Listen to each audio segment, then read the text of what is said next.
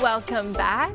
It's time for Mommy Monday. What a cute little video there. This weekend, we are falling back an hour as daylight saving time ends, and the switching of the clocks can be difficult on kids who are used to certain sleep schedules. Here with advice for parents on this Mommy Monday is sleep expert Tara Hess. Tara, thank you for joining us today. Yeah, thanks, Stacia. There's so much to talk about when it comes to daylight saving time.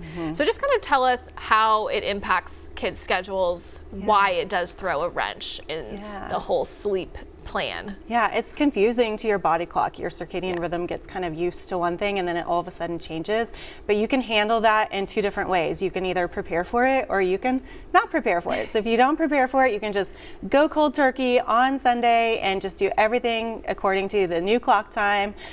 Or if you want to prepare for it, there are some ways that parents can do that as well. Okay, what are some of those ways that parents can do that? You could start shifting. So with this fallback time change, we want to actually be shifting their schedules a little bit later this week leading up to the change. So for instance, like if you start tonight, you could be moving everything later by 10 minutes each night. That way, when you get to Sunday, we have 6 nights basically to work on that. That's a whole hour. That's exactly how much we want to change that whole schedule, and so that's perfect. You get to Sunday and they're already on their new schedule according to the new clock. So okay, yeah, that's a great idea. When it comes to impacting kids, how does it differ based on age? You know, does it impact the older kids more or less, or in a different way than the younger kids? Yeah, so for this time change, it really affects, I would say, children under the age of 2 more. So for those children, I like to do the more gradual change, start shifting their schedule this week.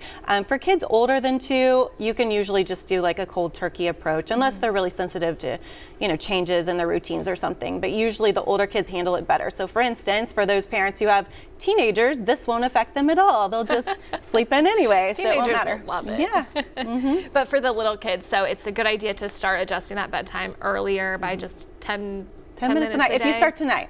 Okay. Yeah, if you start like Wednesday, you'd move it 15 minutes per night because you only have 4 nights to work on it, you know, so you're trying to shift it an hour. So. Okay. And then we have a couple more questions here about why is it so important to get kids with, you know, a good set amount of sleep?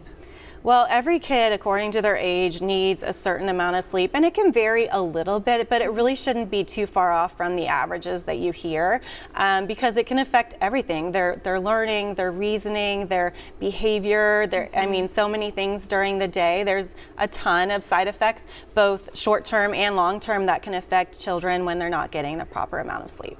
Do you have any tips for parents when they start to go through the daylight saving time coming to an end, and if they're really struggling getting their kids to go to bed?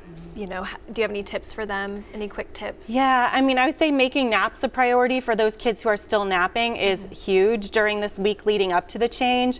Another thing that we want to do is really get some fresh air and sunshine. I know there's not a whole lot of sunshine in the forecast, but and like this week and next week, if we can get outside, get some fresh air, some natural light, that can really help reset the body clock as well. Okay. Awesome. Thank you so much for coming in today with all your tips. We'll see Tara back here again next month, but you can also check out this story at newson6.com and Tara's blog. Brian, back to you.